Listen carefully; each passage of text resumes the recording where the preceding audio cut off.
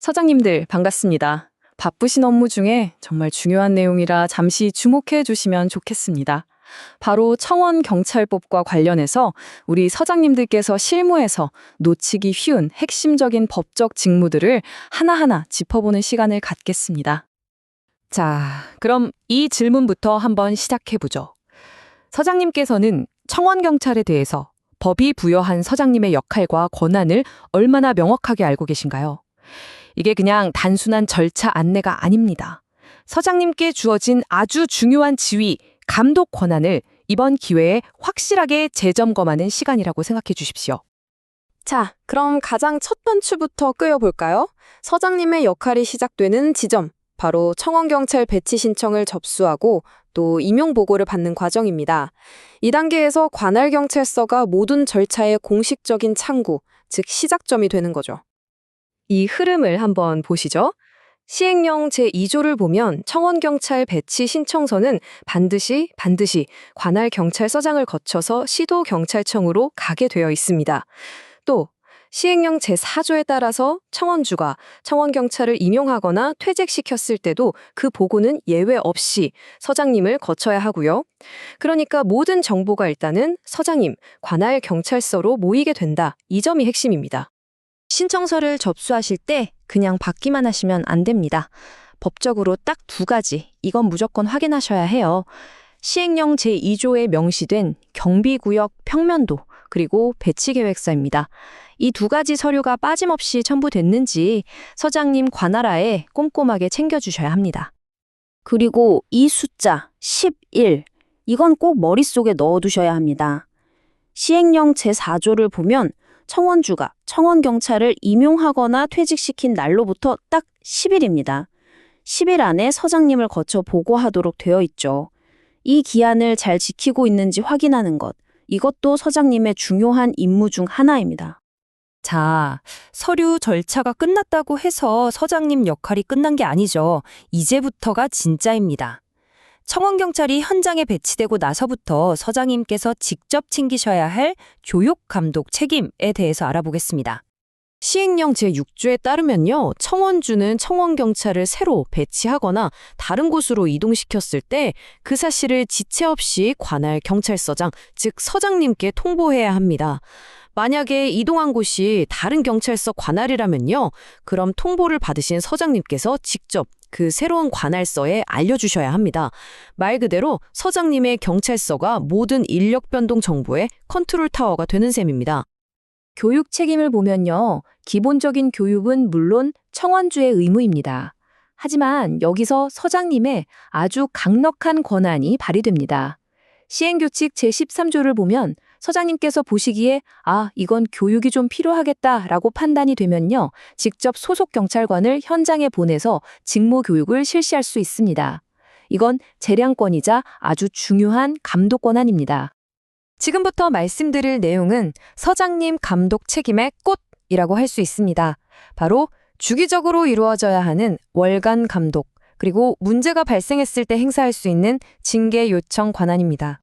법은 아주 명확한 주기를 요구하고 있습니다. 시행령 제17조를 보면 관할 경찰서장은 매월 1회 이상 경비구역을 직접 감독해야 한다라고 규정하고 있죠.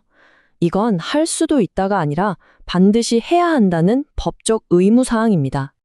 그럼 매달 현장에 가서 뭘 봐야 할까요? 이것도 법에서 딱 두 가지를 콕 집어서 얘기합니다. 첫째, 복무 규율과 근무 상황. 제대로 근무하고 있는지 보는 거죠. 둘째, 그리고 아주 중요한 무기의 관리 및 취급사항입니다. 이 두 가지가 바로 서장님의 월간 감독 필수 체크리스트입니다. 징계 절차에서 서장님의 역할을 정확히 아는 게 아주 중요합니다. 시행령 제8조에 따라서 최종적인 징계의 처분은 청원주가 내립니다. 하지만 그 절차를 공식적으로 게시하는 건 바로 관할경찰서장의 징계 요청입니다. 그러니까 서장님의 요청이 없으면 징계 절차 자체가 시작될 수 없는 거죠.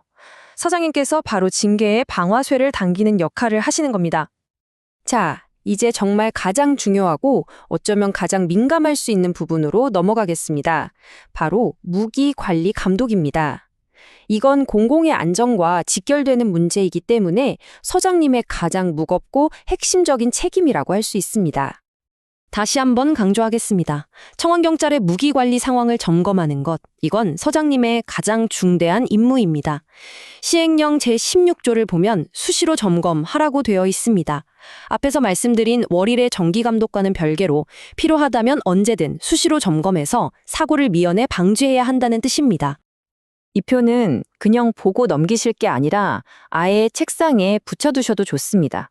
서장님께서 청원주로부터 받아야 할 무기 관련 보고서 체크리스트라고 생각하시면 됩니다. 시행규칙 제16조에 다 나와 있죠.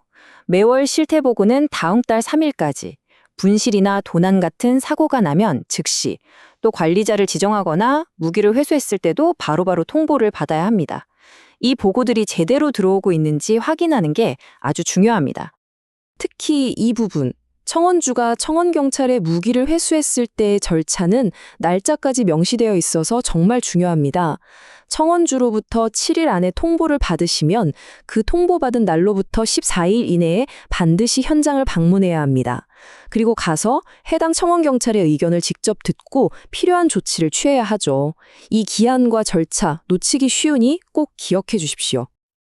자, 지금까지 말씀드린 이 모든 감독 활동들이 그냥 말로만 끝나면 안 되겠죠.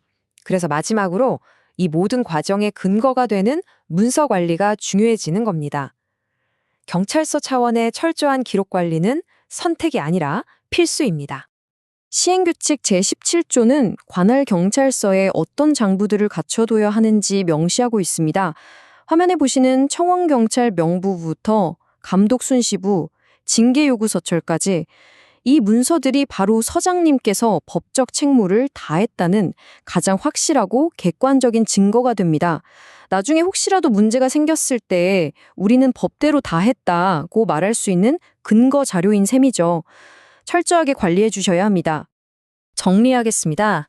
결국 청원경찰 제도가 우리 사회의 안전망으로서 얼마나 튼튼하게 운영되느냐는 여기 계신 일선 서장님들의 손에 달려있다고 해도 과언이 아닙니다. 법령을 정확히 알고 그대로 이행하는 것, 바로 거기서부터 모든 것이 시작된다는 점을 꼭 기억해 주셨으면 합니다. 경청해 주셔서 감사합니다.